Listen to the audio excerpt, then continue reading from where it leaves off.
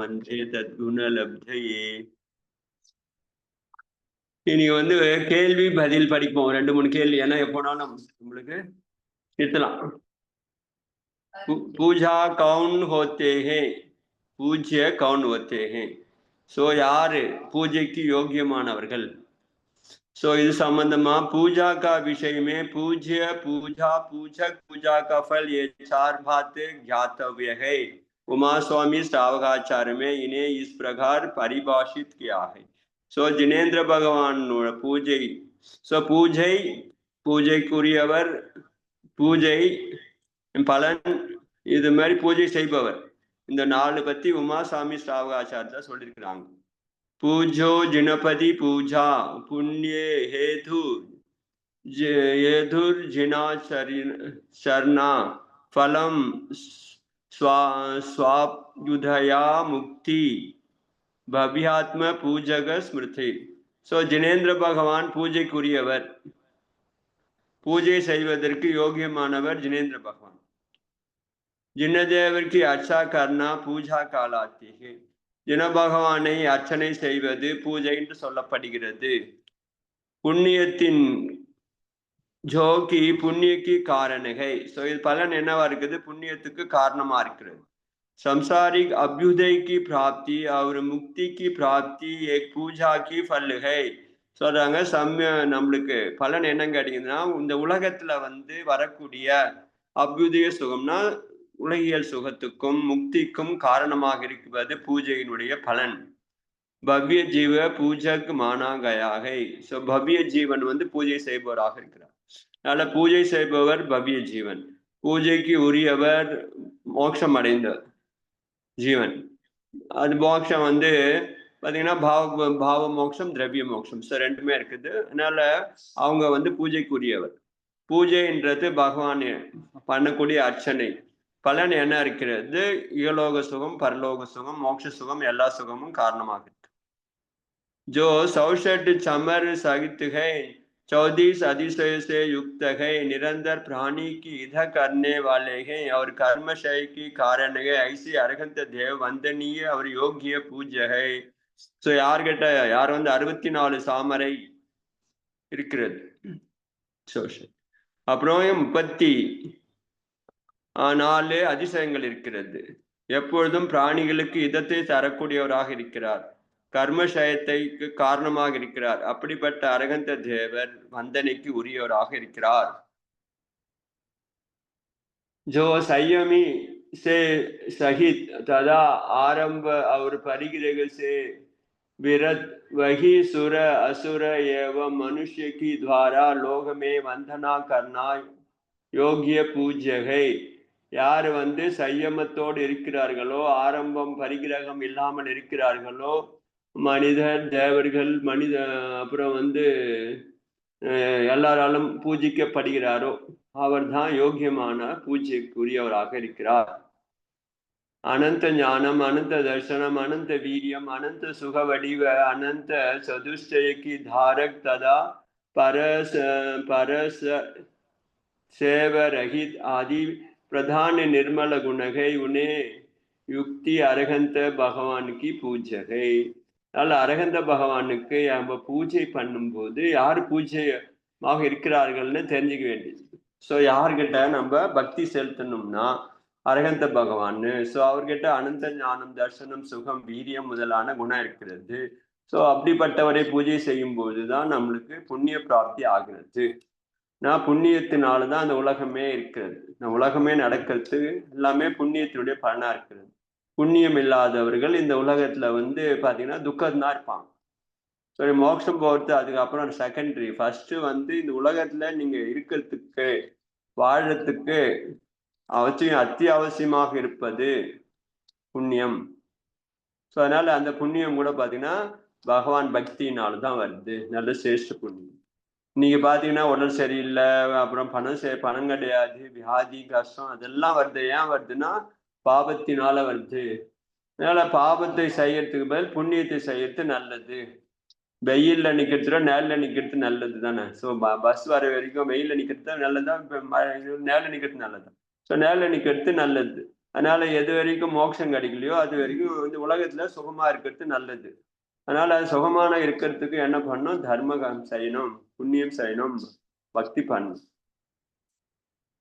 प्रतिमा बनाने की जो लक्षण शिल्प शास्त्र में वर्णन किया है उनसे युक्त है। अंक उपांग सहित तथा शास्त्र अनुसार प्रतिष्ठा किए हुए जिनबिंब ही पूजनीय योग्य है। இப்ப நம்மளுக்கு பூஜனைக்கு பார்க்கும்போது பகவான் பிரதிமை. ஸோ சிற்பக்கலைப்படி அது எல்லா பகவானுக்குரிய லட்சணங்களோடு கூடியிருக்க வேண்டும். அங்கம் உபாங்கம் தோடு கூடியிருக்க வேண்டும். சாஸ்திரத்துக்கு ஏற்றாற் போல பிரதிஷ்டையும் செய்திருக்க வேண்டும். அப்படிப்பட்ட ஜனபிம்பம் வந்து பூஜைக்கு தகுதியாக்குது. ஏன் கேட்டீங்கன்னா பகவான் சாட்சாத் பகவான் பூஜைக்கு உரியவராக இருக்கிறாரு. சாட்சாத் பகவான் இல்லாத போது அவருடைய பிரதி உருவமாக இருக்கக்கூடிய ஜனபிம்பம் பூஜைக்குரியதா இருக்கு.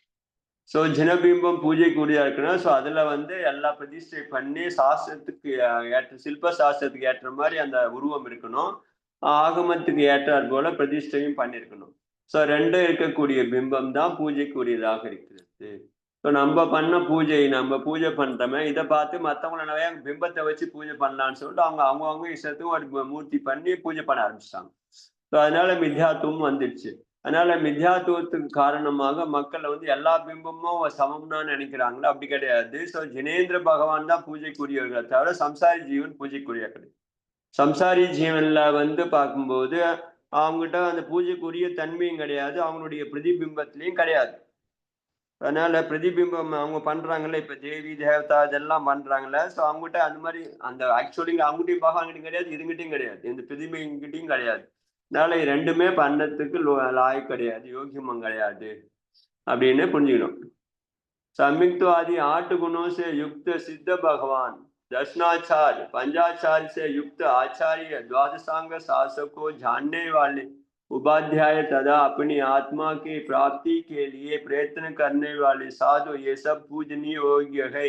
ஸோ அரகந்த பகவானுக்கு அப்புறம் சம்யுக்துவம் முதலான 8 குணங்களோடு கூடியவர் சித்த பகவான் பூஜைக்குரியவராக இருக்கிறாரு. அப்புறம் தர்ஷனாச்சாரம் பஞ்சாச்சாரத்தோடு கூடிய ஆச்சாரிய பரமேஷ்டி, 12 அங்க சாஸ்திரம் உடைய உபாத்தியாய பரமேஷ்டி, அப்புறம் தன் ஆத்மாவில சாதனை செய்யக்கூடிய சாது பரமேஷ்டி, இவங்களும் பூஜைக்கு உரியவர்களாக இருக்கிறார்கள். அதனால அரகந்த பகவான், அதுக்கப்புறம் சித்த பகவான், அப்புறம் 3 பரமேஷ்டி.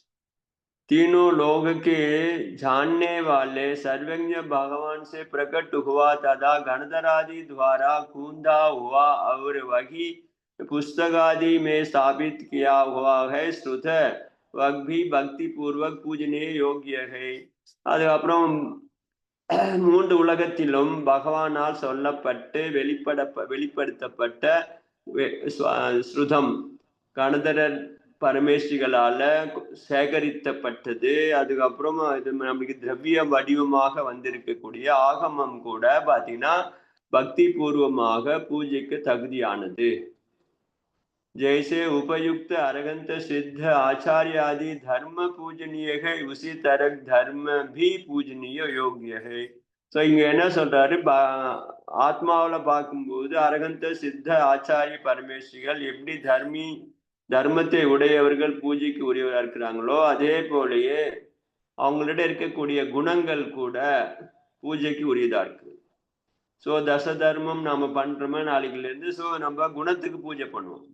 ஸோ அந்த குணம் இருக்கிறவங்கிட்டையும் பூஜை ஆயிடும். அதனால குணம் குணி அப்படின்னு 2 இருக்கிறது.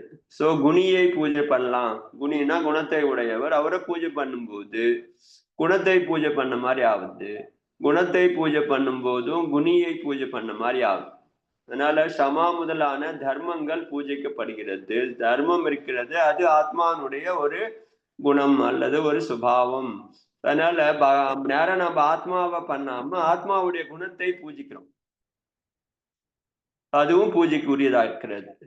அரகந்த சித்த ஆச்சாரிய உபாத்தியாய சர்வசாது जिन धर्म जिन वचन जिन प्रतिमा एवं जिन मंदिर इस प्रकार ये नवदेव है वे भी मोकु रत्न से पूर्णता देवे.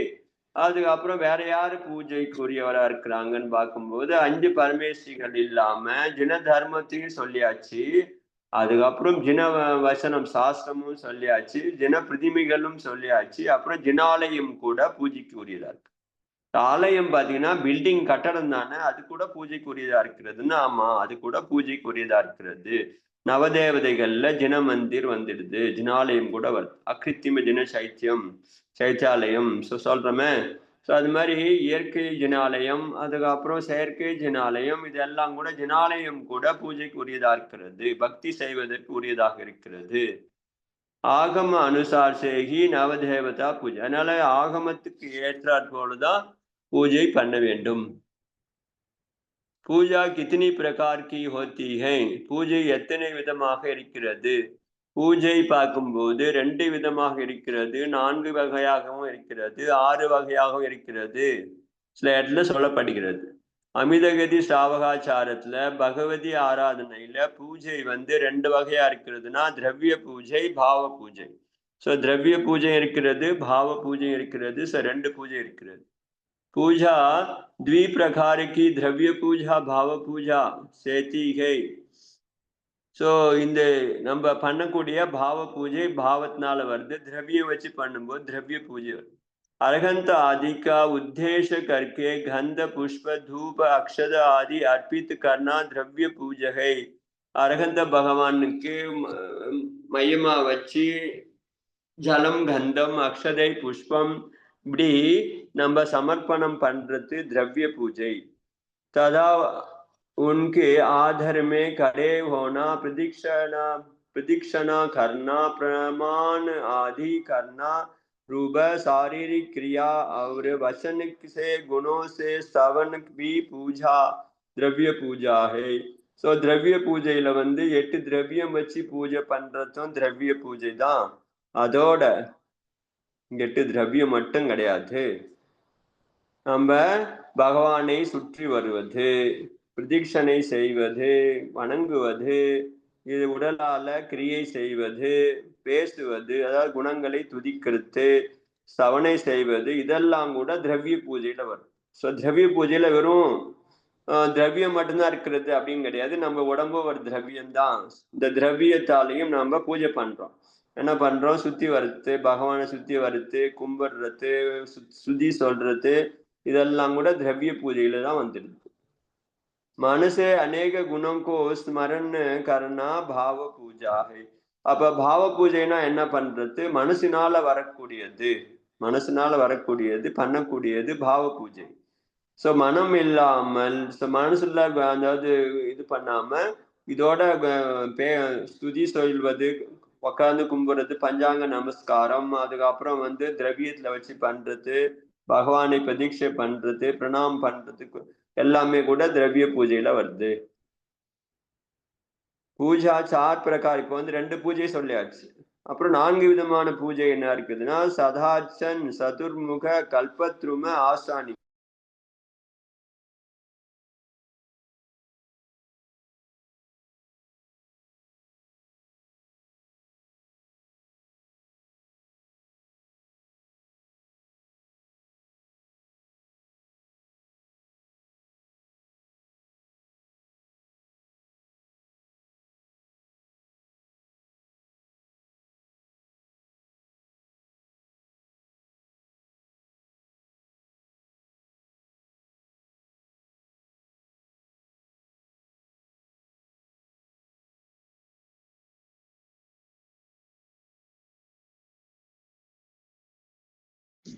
வாய்ஸ் வரலைங்க ஜி.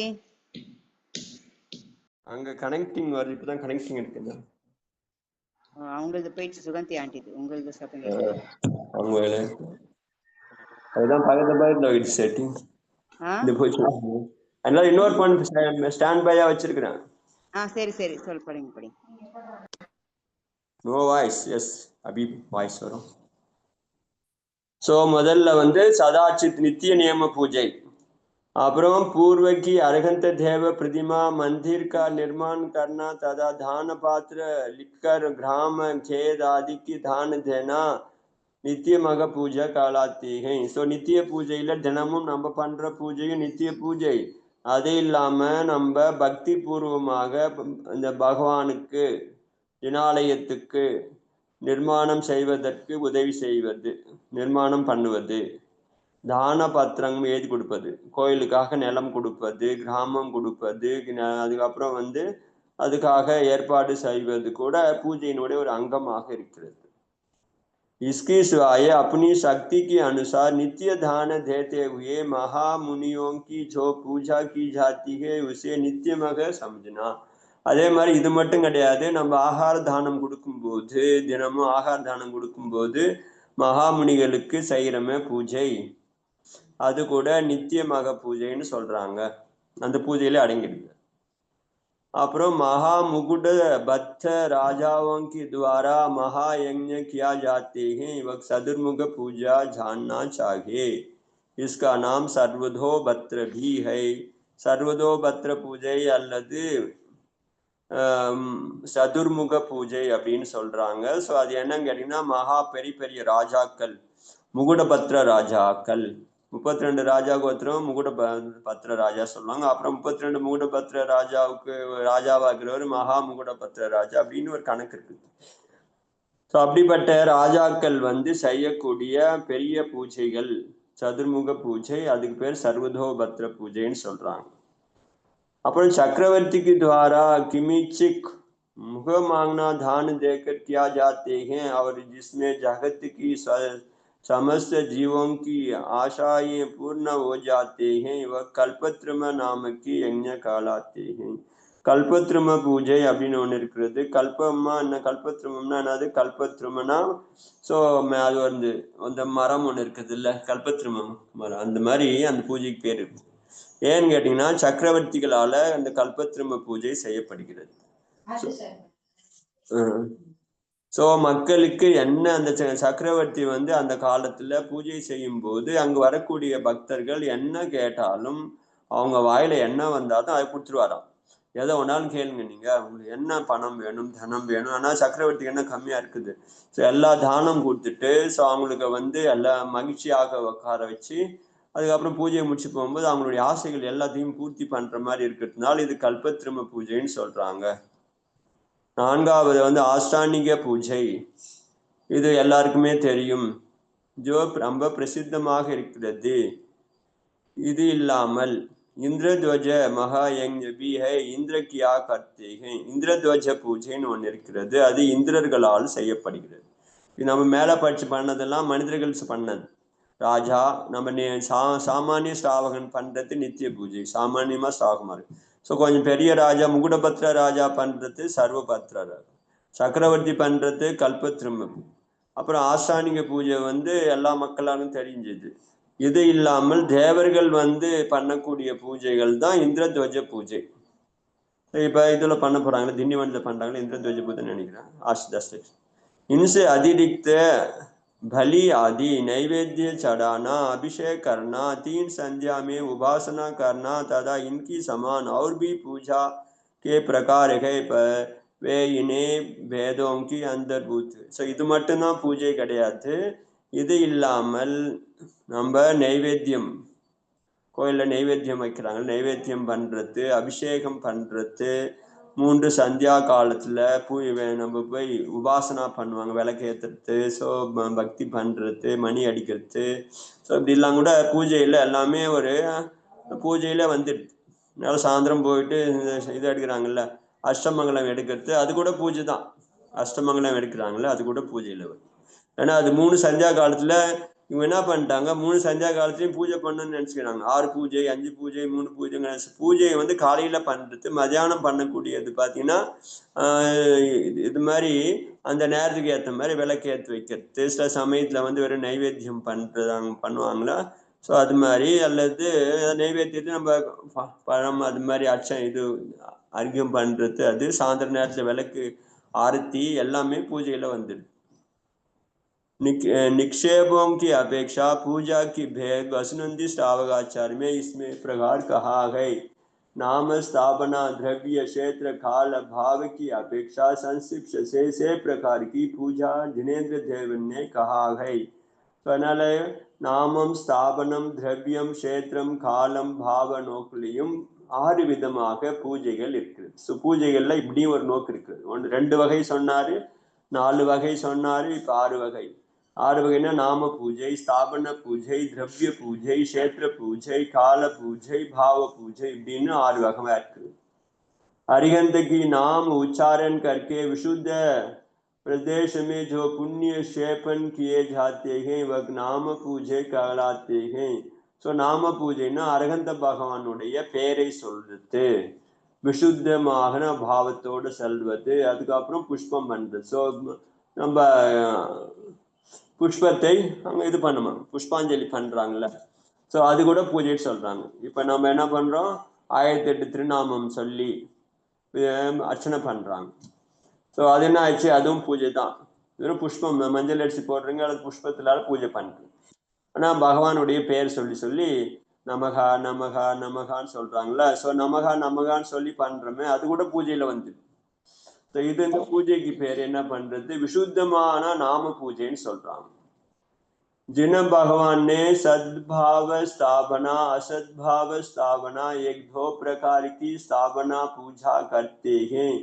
आकारवान वस्तु में अरिहंत देव की गुण को आरोपण करना सद्भाव स्थापन पूजा है. ஸ்தாபன பூஜையிலையும் பார்த்தீங்கன்னா 2 வகையாக இருக்கிறது. ஒன்று சத்பாவ பூஜை, அசத்பாவ பூஜை அப்படின்னு சொல்லிட்டு. சத்பாவ பூஜைனா பகவானுடைய உருவத்தை நம்ம குணங்கள், அந்த உருவத்தை செய்து அது மேல குணங்களை ஏற்றி அது பண்றமே, ஸ்தாபனை பண்ணி பண்ணக்கூடிய பூஜை. கோயில்ல ஸ்தாபனை பண்றீங்க, ஸோ அது ஸ்தாபன பூஜை. அவர் அக்ஷத சடா வட்டார पौधों के कमल कट्ठा आदि में अपनी बुद्धि से एक अमुक देवता ऐसी संकल्प करके उच्चारण करना एक असद्भाव स्थापना पूजा करना.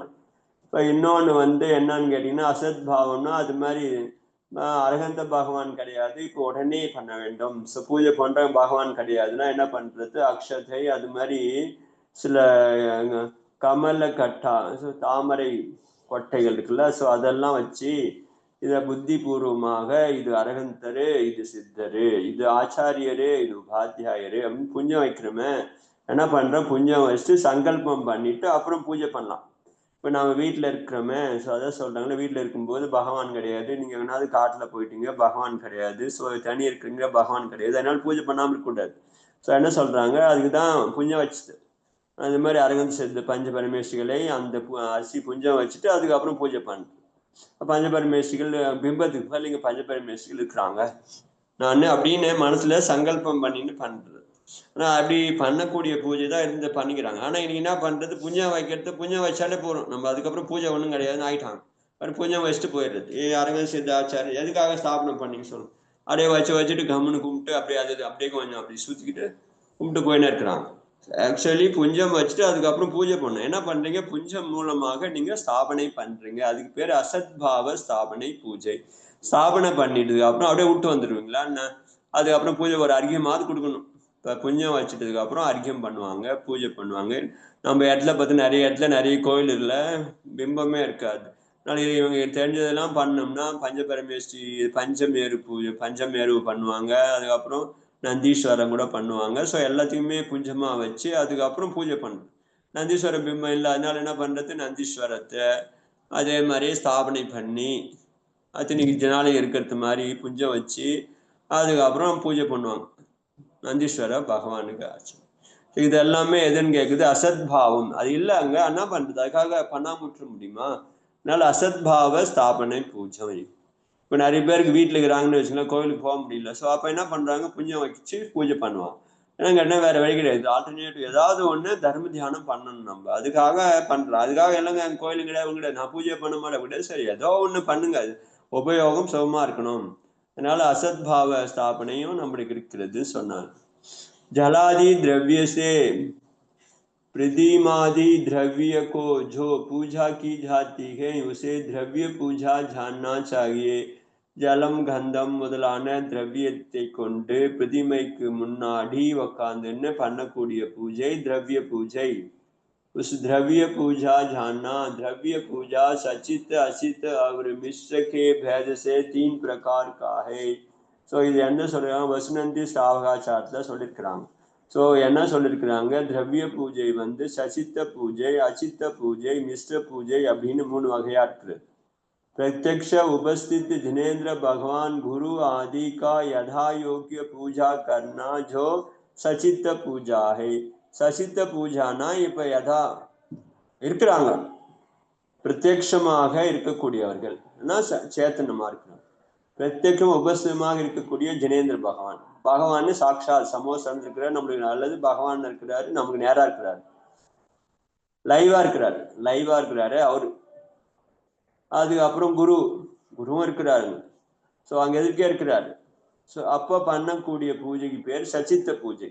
ஏன்னா ஆக்சுவல் பகவானே குமார். जिन तीर्थंकर आदि की शरीर की और द्रव्य शुद्ध आदि कागज आदि पर लिपिबद्ध शास्त्र को पूजा हो जाती है, अचित पूजा है. அச்சித்த பூஜைனா இப்போது தினவாணி சரஸ்வதி அப்படின்னு சொல்லி பூஜை பண்றோமே, என்ன அது பேப்பர்ல அல்லது ஓலை சுவடியில சாஸ்திரங்கள் எழுதி ஸோ அதை வந்து லிபி பத்தமாக்கி ஸோ அதை பூஜை செய்வது. இது வந்து எந்த பூஜையாச்சு? இந்த பூஜைக்கு பேர் தான் அசித்த பூஜை, உயிரற்ற பூஜை, அதாவது உயிர் கிடையாதாங்க. और दोनों की पूजन किया जाते हैं, वग मिश्रण चाहिए. ஸோ சில சமயத்துல மிஸ்ர பூஜையும் இருக்கிறது, ஒன்று சேதன பூஜையும் இருக்கிறது, அச்சேதனையும் இருக்குது. ஸோ இப்போ முனி மகாராஜ் இருக்கிறாரு, முனி மகாராஜ் கையில சாஸ்திரமும் இருக்கிறது.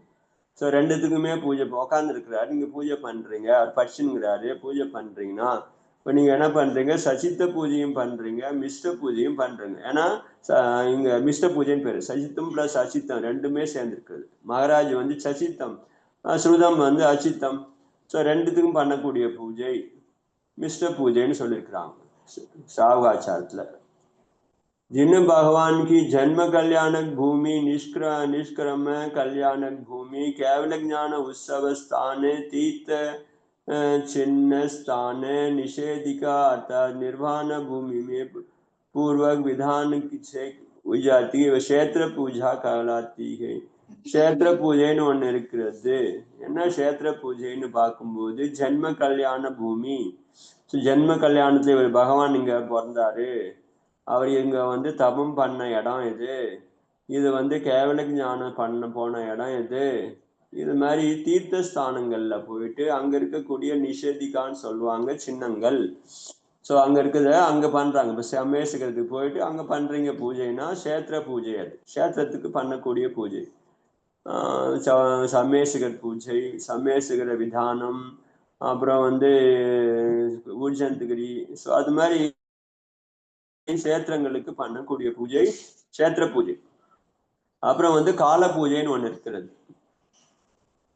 तीर्थंकर के 5 कल्याणों की उत्पत्ति जिस दिन हुई है उस दिन तथा नित्य पर्व अष्टमी, चतुर्दशी और नैमित्तिक पर्व आस्थानिक दशलक्षण अन्य पर्वों में भक्ति के साथ अपनी शक्ति अनुसार जो महामक आदि पूजाएं की जाती है वह काल पूजा कहलाती है. ஒரு காலத்தை அடிப்படையாக வச்சு பூஜை பண்றது கால பூஜை. பகவானுக்கு மோட்ச கல்யாணம் இன்னைக்கு, பகவானுக்கு கர்ப்ப கல்யாணம், ஜென்ம கல்யாணம், அது மாதிரி 5 கல்யாண நாட்களில் பண்ணக்கூடிய பூஜை. கர்ப்ப கல்யாணத்துக்கு அர்த்தம். ஸோ அது என்ன பூஜை, அது கால பூஜையில வருது, ஏன்னா காலத்தை பேஸ் பண்ணிருக்கிறது. அதுக்கப்புறம் பார்த்தீங்கன்னா அஷ்டமி சதுர்தசியில பண்ணக்கூடிய பூஜை, ஏன்னா அஷ்டமியில சதுர்தசி அன்னைக்கு திதியில பண்ணக்கூடிய விசேஷ பூஜைகள் நான் அன்னைக்கு கால பூஜையில வந்து, ஏன்னா இன்னைக்கு அஷ்டமினா இது பகவான் பூஜை பண்ணணும், சதுர்தசிக்கு இது விசேஷம் பண்ணணும், ஆஷ்டானிகத்துல பண்ணக்கூடிய பூஜை, தசலட்சண நாளிலிருந்து வருது அதுல பண்ணக்கூடிய பூஜை எல்லாமே கால பூஜையில சேர்க்கலாம். ஸோ திரவிய பூஜையாகவும் இருக்கிறது அது கால பூஜை, ஏன்னா இந்த காலத்துல மட்டும்தான் நீங்க விசேஷமா பண்றாங்க. ஆஷ்டானிக பூஜை ஆஷ்டானிக காலத்துல பண்றீங்க விசேஷமா, மற்ற நாள்லயும் அர்க்கியம் பண்ணலாம், பூஜை பண்ணலாம், தப்பு கிடையாது. ஆனா அன்னைக்கு தான் விசேஷமா பண்ணு. தசலட்சண பூஜையில பாத்தீங்கன்னா 10 தர்மத்துக்கும் பூஜை பண்றீங்களா, ஆனா அந்த விசேஷமா அந்த காலங்கள்ல பண்றதுனால கால பூஜை ஆயிடும். परम शक्ति के साथ जिनेन्द्र भगवान की अनंत सदुष्टय आदि गुणों को कीर्तन करके जो त्रिकाल वंदना की जाती है उसे निश्चय से भाव पूजा जानना चाहिए. இன்னொன்று வந்து பாவ பூஜைன்னு ஒன்று இருக்கிறது. என்னதுன்னா ஜினேந்திர பகவானுக்கு அனந்த சதுஷ்டயம் முதலான குணங்களை கீர்த்தனை செய்து திரிகால வந்தனை செய்யும் போது காலையில படிக்கிறாங்களே, ஸோ அதெல்லாம் என்ன ஆயிடுது, பாவ பூஜையில வந்து என்னென்ன பூஜை பண்ணிக்கிறாங்க, ஸ்வயம்பு ஸ்தோத்திரம் படிக்கிறாங்க, மத்தியானம் ஸ்வயம்பு ஸ்தோத்திரம், சாயந்திரமும் ஸ்வயம்பு ஸ்தோத்திரம், இது மாதிரி இப்போ ஸ்துதி படிக்கிறாங்களே, பக்தி படிக்கிறாங்களே, இது எல்லாமே என்ன வருது, பாவ பூஜையில வருது. अथवा पंच नमोकार पद को द्वारा अपनी भक्ति के अनुसार जाप करना. அது மட்டும் கிடையாது, பஞ்ச நமஸ்கார மந்திரத்தின் மூலமாக நம்ம சக்திக்கு ஏற்றாற் போல ஜபம் செய்வது, தினேந்திர பகவான்களை ஸ்துதிப்பது, குணங்களை துதிக்கிறது, पिंडस्थ पदस्थ रूपस्थ आदि रूपातीत रूप से 4 प्रकार की ध्यान किया जाती है. அதே மாதிரியே பிண்டஸ்ய பதஸ்ய ரூபஸ்ய ரூபாதீத்து வடிவமாக பண்ணக்கூடிய தியானம் கூட பாவ பூஜையில சொல்லியிருக்கிறாங்க. எங்க சொல்லிக்கிறாங்க, இது மாதிரி சாகாச்சாரத்தை சொல்லிக்கிறாங்க, ஸ்லோகம் 456. ஸோ அப்ப என்ன தெரியுதுன்னு கேட்டீங்கன்னா, தியானம் வந்து அதுவும் பூஜை தான் வருது. ஸோ நம்ம தியானம் பண்ணுங்கிறாங்க, நீங்க பூஜை பண்ணி டைம் வேஸ்ட் பண்றீங்க, நீங்க தியானம் பண்ணுங்கன்னு சொல்றாங்க. நீங்க வந்து சுவாத்தியாயம் பண்ணுங்கன்னு சொல்றாங்கல்ல. ஸோ அப்ப சுவாத்தியாயம்ன்றது வெறும் சுவாத்தியாயம் மட்டும் கிடையாது, அதுல கூட நீங்க ஸ்துதி சொன்னீங்க, ஸ்துதி சொல்லி இது மாதிரி பண்ணீங்கன்னா அங்க கூட பார்த்தீங்கன்னா பூஜை வந்து, அதனால பூஜை வந்து அவசியமா பண்ண வேண்டிய ஸ்தாபகர் சொல்லியிருக்கிறாங்க. நீங்க வந்து இப்ப ஸ்லோகம் படிக்கிறீங்க, பக்தாம்பரம் அர்த்தத்தோட படிக்கிறீங்க, சுவாத்தியாயம் பண்ணீங்கன்னா அங்கேயும் பூஜை வருது, அங்க பகவானுடைய ஸ்துதி வருது. இப்படி நான் தியானத்தை கூட பூஜையில சேர்க்கிறாங்க. பிண்டஸ்த பூஜை, பிண்டஸ்தனா அங்கேயும் பகவானை தான் ஸ்தாபனை பண்றீங்க, பகவான் ஸ்மரணம் பண்றீங்க, பகவான் குணங்களை வணங்குறீங்க. ஸோ என்ன ஆயிடுச்சு, அதுவும் பூஜை தான். பூஜைனா இது பாவ பூஜையில வந்துடுது. அதனால தியானம் கூட பூஜை தான், பூஜை கூட தியானம் தான். அதனால தியானம் பூஜை ரெண்டுமே பார்த்தீங்கன்னா ஒரு நோக்கில் இதோட அது சம்மந்தப்பட்டிருக்கிறது, அதோட சம்மந்தப்பட்டிருக்கு. அதனால தியானம் பண்ணும்போது பூஜைன்னு சொல்றாங்க. இப்போ நம்மளா சாமாயிகம் பண்றோமே, அவங்க என்ன சொல்லுவாங்க, மற்ற இதுங்களாம் பூஜை பண்றாரு சுவாமி, அவங்க சாமாயிகம்னு சொல்ல தெரியாது, பூஜை பண்ணுவாங்கன்னு சொல்லுவாங்க. ஏன்னா அவங்களை பொறுத்த வரைக்கும் பூஜைன்றது வந்து பகவானை ஸ்மரணை பண்ணி, அது பாவ பூஜையாக இருக்கிறது. அப்புறம் வந்து இன்னொரு கேள்வி கேட்குறாங்க, நிகழ்காலத்துல அசத்து வடிவமாக அசத்து பாவ ஸ்தாபனா கர்ணா உச்சிதகை. இப்போ இந்த காலத்துல நீங்க சொன்னீங்க பகவானை ஸ்தாபனை பண்றீங்க ஓகே, பூஜை இருக்குது. ஆனா இது மாதிரி புஞ்சம் வச்சு அது மாதிரி அசத் பாவம் அது மாதிரி இல்லவே இல்லை, நீங்க அரிசியில பண்றீங்க, இதுல பண்றீங்களே, ஸோ அது மாதிரி பூஜை வந்து உச்சிதமாக இருக்கிறதா, நல்லதா இந்த காலத்துல அப்படின்னு கேட்குறாங்க. ஸோ அதுக்கு வந்து குணபூஷன் ஸ்தாவகாச்சாரம் உத்தேசம் 3 ஸ்லோகம் 2 வசனந்தி ஸ்தாவகாச்சாரத்துலையும் சொல்லியிருக்கிறாங்க. என்ன சொல்லியிருக்கிறாங்கன்னு கேட்டீங்கன்னா, कुंडावसपिनी काल में दूसरी असद्भाव स्थापना पूजा नहीं करना चाहिए, क्योंकि खली कुलिंग मदियों के मोहित इस लोक में संदेह हो सकता. என்ன சொல்லியிருக்காரு, குண்டவசப்பினி காலத்துல அசத் பூஜை பண்ணக்கூடாதுன்னு சொல்லியிருக்காங்க. அசத் பூஜைன்னா இப்ப நம்ம இதுல அப்படியே கோட்டையில, அதுக்கப்புறம் தாமரை கோட்டையில சில அரகந்தரை ஸ்தாபனை பண்ணிட்டு பூஜை பண்ணலாமே, ஸோ நம்ம பண்றாங்களே, ஸோ அது வந்து பண்ணக்கூடாது இந்த காலத்துல. ஏன் பண்ணக்கூடாதுன்னு கேட்டீங்கன்னா, இந்த காலம் மோசமான காலம், குண்டவசப்பினி காலம், பஞ்சம காலம், இவன் வந்து மித்யாதிஷ்டிகள் அதிகமாக இருக்கிறாங்க. அதனால அவங்க என்ன பண்றாங்க, பகவான் இந்த அரிசிக்கு பூஜை பண்றாங்க பாருங்க, என்னப்பா அரிசி வச்சுட்டு அரிசிக்கு போய் பூஜை பண்றாங்க அப்படின்னு ஆயிட்டாங்க. ஸோ அதை பார்த்து அவங்களும் பண்ண ஆரம்பிச்சிட்டாங்க. என்னன்னா கல் அடிக்கிட்டு பூஜை பண்ணுவாங்க. அவங்களாம் பார்த்தீங்கன்னா ஒரு 10 கல் ஒன்றுக்கு மேலே ஒன்று அடுக்கி வச்சுட்டு பூஜை பண்ணு. என்னன்னா அவங்க அரிசி வச்சு பூஜை பண்ணும்போது கல் வச்சு பண்ணக்கூடாது. அப்புறம் செங்கல் வச்சு பூஜை பண்ணு, செங்கலுக்கு ஒரு 3 நாமம் போட்டாங்கன்னா ஸோ அதை வச்சு பூஜை பண்ணுறேன். ஏன்னா அதுவும் பார்த்தீங்கன்னா தேவதை ஆயிடுச்சு. ஸோ இப்படி நம்ம பண்ண பார்த்து நீங்க பண்ணீங்க, அசத் பாவம் உங்களுக்கு தெரியும் பண்ணீங்கன்னா, அவங்க பண்றது தெரியாது, அவங்க பூஜை பண்ணு. நீ சமேசிக்கிறதுக்கு பூஜை பண்ணீங்கன்னா அவங்க மலைக்கு பூஜை பண்றாங்க.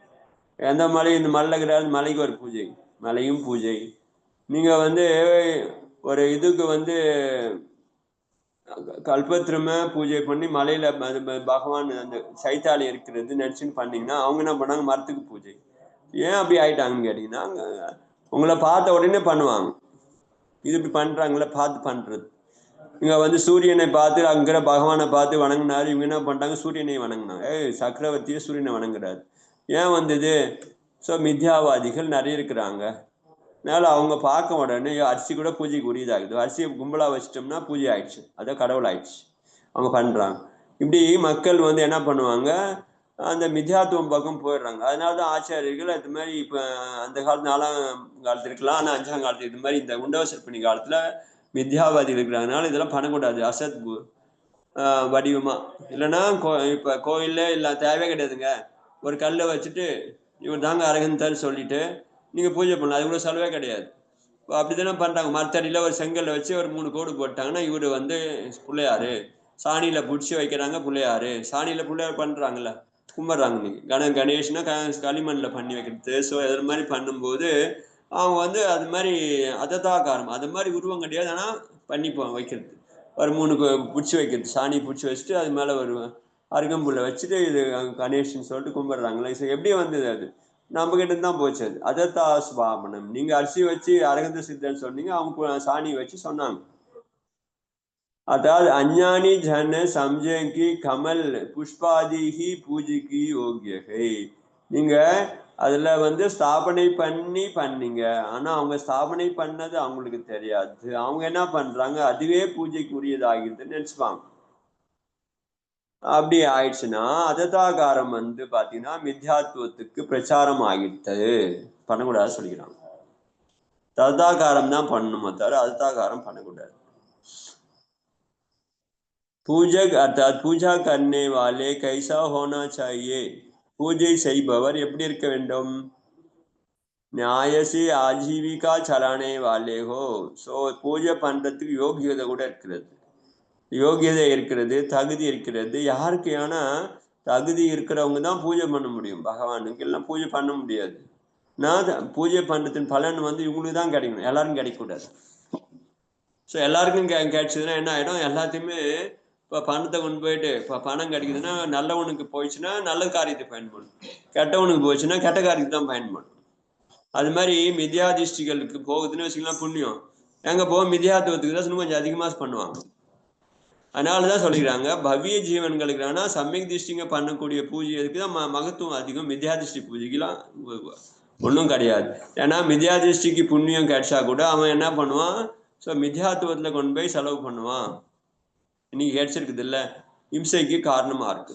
பணக்காரங்க ஏதாவது நல்லவங்கிட்ட பணம் கிடைச்சதுன்னா நல்ல கோயில் கட்டுறானுங்க, தானம் பண்றானுங்க, நல்லா இருக்குது.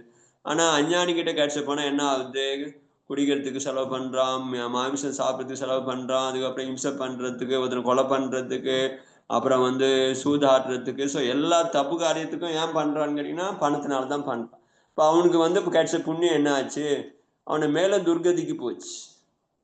அதனால துர்கதிக்கு போகாம இருக்கணும்னா நீங்க வந்து நல்லவனா ஆகி பூஜை பண்ணுங்க அப்படின்றது முக்கியமாச்சு.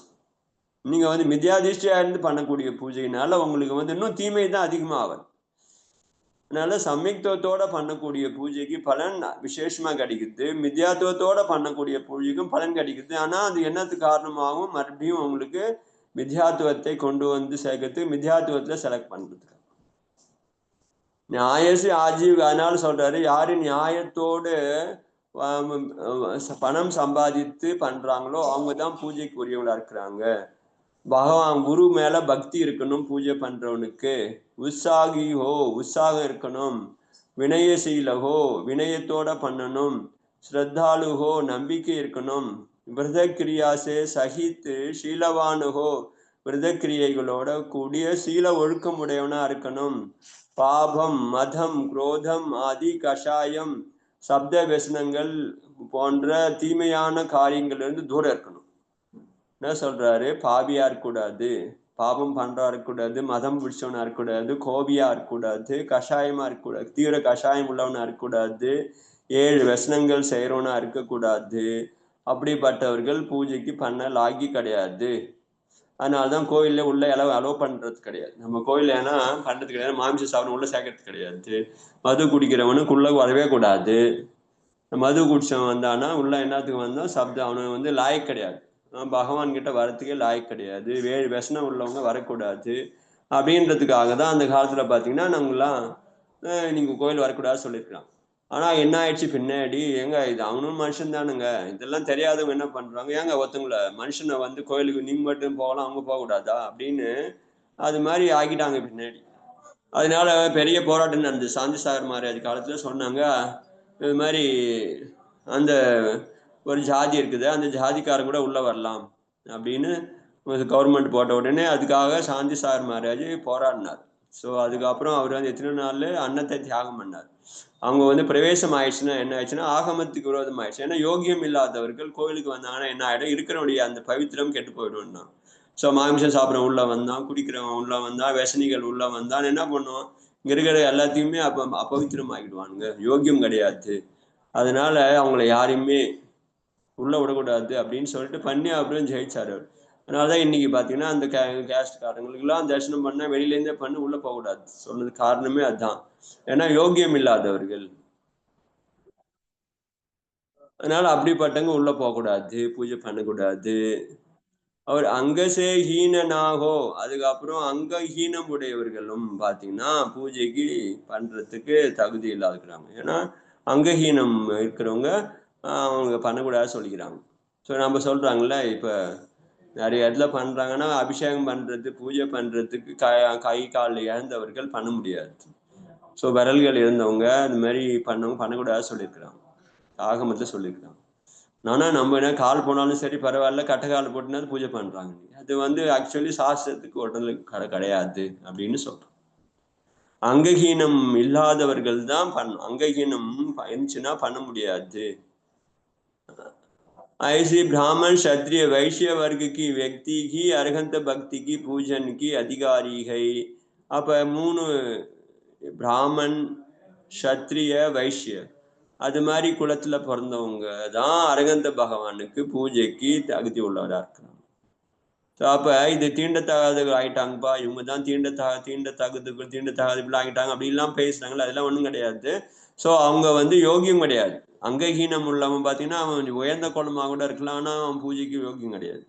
ஸோ அது மாதிரி இந்த வெஸ்னம் இருக்குது, ஆனா அவன் ஜெயினா இருக்கிறான், உயர்ந்த குல பிராமணனா கூட இருக்கிறான், ஆனா மாம்சம் சாப்பிட்றான், பிராமணனா இருக்கிறான், வெஸ்னம் இருந்துச்சுன்னா அவனும் கூட லாய்க்கு கிடையாது, அவன் கூட உள்ள போகக்கூடாதுன்னு சொல்லியிருக்கிறாங்க. நம்ம கோயிலுடைய புனிதத்தை எல்லாமே இவங்க எல்லாம் வந்தாங்கன்னா அந்த இதுவே லாய்க்கு இல்லாதவங்க உள்ள வந்தாங்கன்னு கெட்டு போயிடும், வரக்கூடாது சொல்லியிருக்கிறாங்க. पूजे की स्वरूप की वर्णन करते हुए पूजा सार ग्रंथ में कहा गया है. பூஜையினுடைய சொரூபத்தை சொன்னதுக்கு அப்புறம் பூஜைக்கு சாரம் என்னன்னு சொல்லியிருக்கிறாங்க. जो जाति और कुल से शुद्ध हो, शीलवान हो, ब्राह्मण क्षत्रिय वैश्य अथवा उत्तम शूद्र सत शूद्र हो, व्रतों को दृढ़ता के पालन करने वाले हो, आचरण जिसका दृढ़ हो.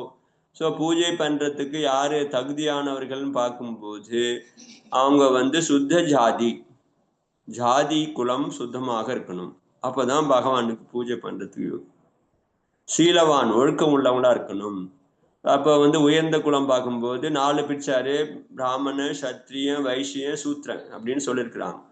இதுல வந்து பிராமண சத்திரிய வைசியம் குல ஒழுக்கம் இருக்கிறது, அதே மாதிரி சுத்தமான இருக்குது, व्यसனம் கிடையாது, அங்கஹீனம் கிடையாது, பாபம் செய்யல, கர்வம் கோதம் கஷாயம் அந்தமா இருக்கிறது. அப்படிப்பட்ட பிராமணன் சத்திரியன் வைசியன் 3 ஜாதி.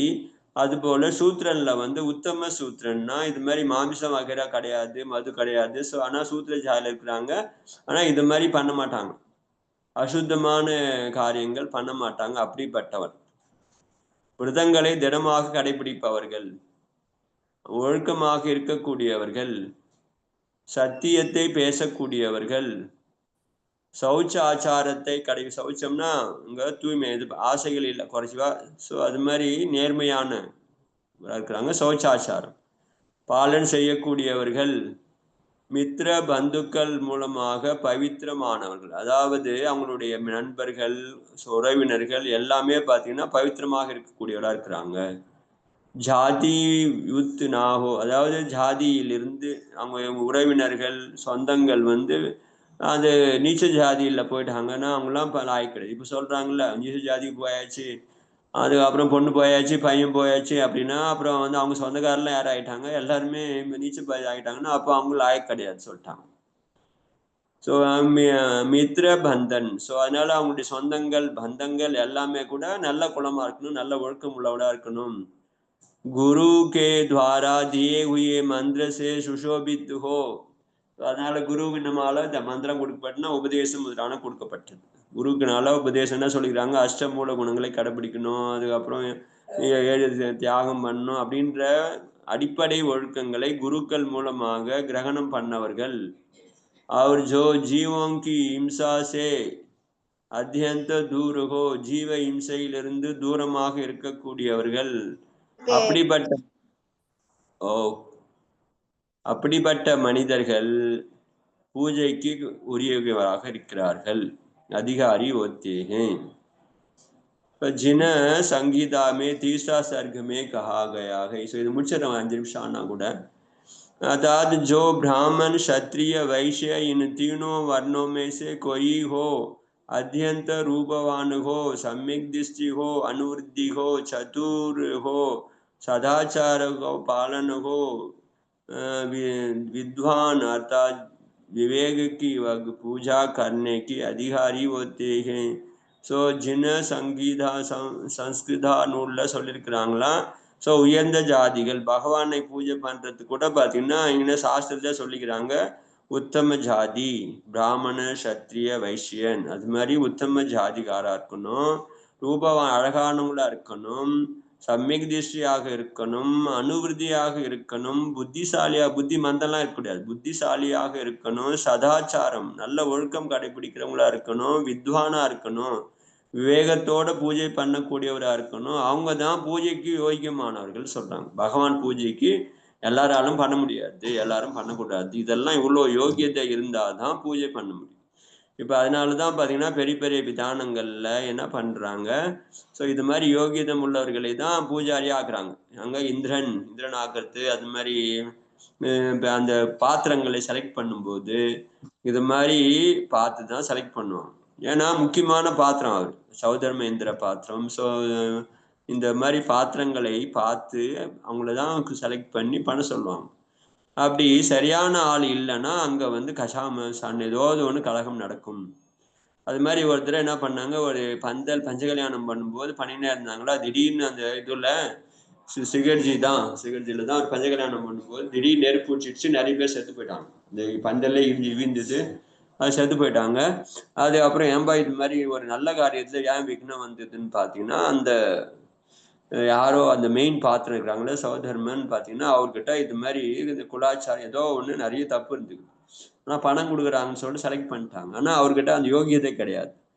ஸோ அது மாதிரி ஏதோ ஒரு தவறு அவர்கிட்ட இருந்தது, அதை கண்டுபிடிச்சாங்க. அதனால பாத்திரம் அவங்க பண்ணும்போது ஏன் சொன்னீங்கன்னா, பகவான் பூஜை இது மாதிரி பெரிய பெரிய பூஜை பண்ணும்போது புண்ணியசாலிகள் பண்ணாங்கன்னா அவங்களுக்கு காரியம் நல்லா ஆகும். பாவிகளை கொண்டாந்து வச்சோம்னா அவங்களுடைய பாவகர்ம உதயம் வரும், விக்னம் வரும். ஸோ பாவிகளை ஏன் சேர்க்கக்கூடாது அப்படின்னு கேட்டாங்கன்னா, ஸோ அவங்ககிட்ட பாபகர்ம உதயம் இருக்குதுன்னு வச்சுக்கலாம், பண்ணினேங்கிறாங்க, பாபகர்ம உதயம் வரும் அந்த காரியத்துல அவங்க, அதனால அவங்களால விக்னம் வந்துனே இருக்கும்.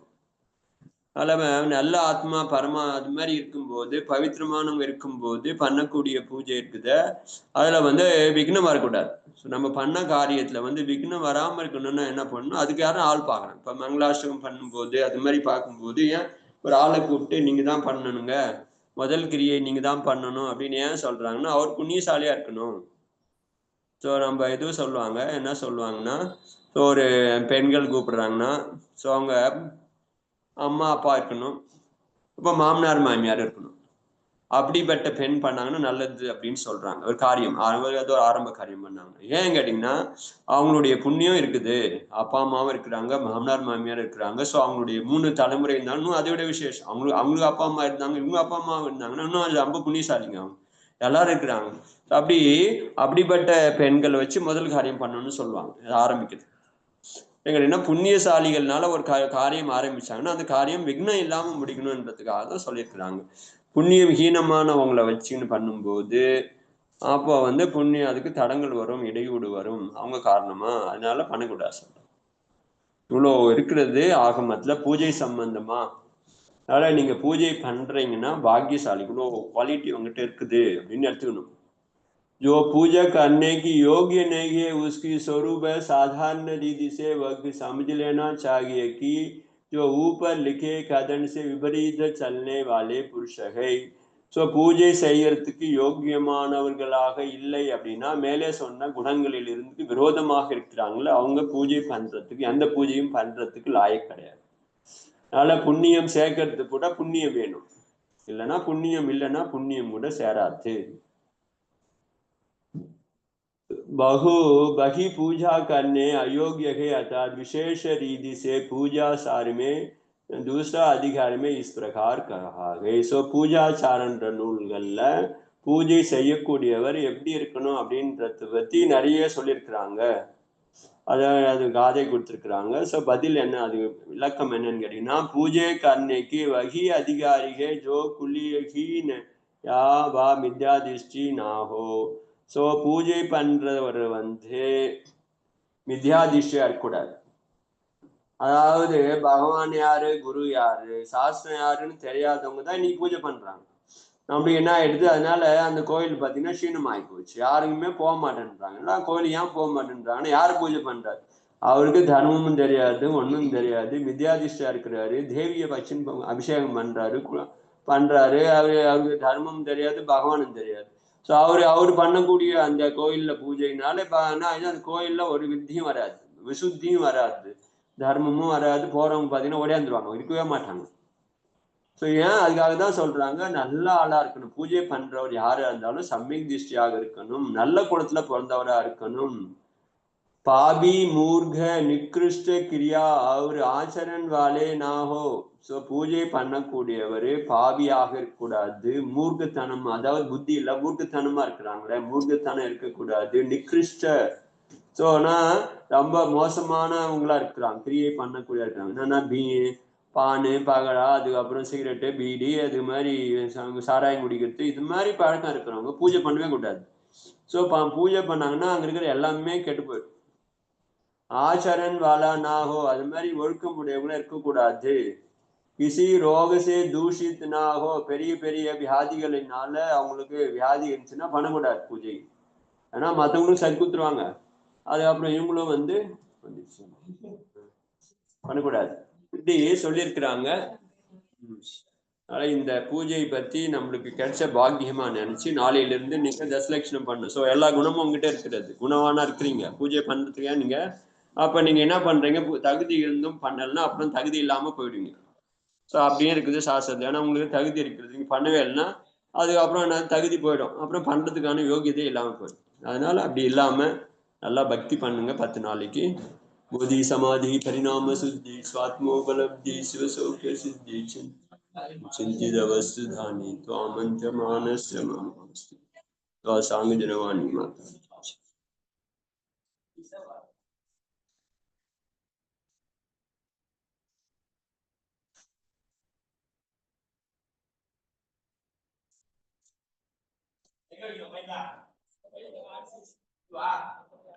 ஓகேக்கா, எண்டுக்கா.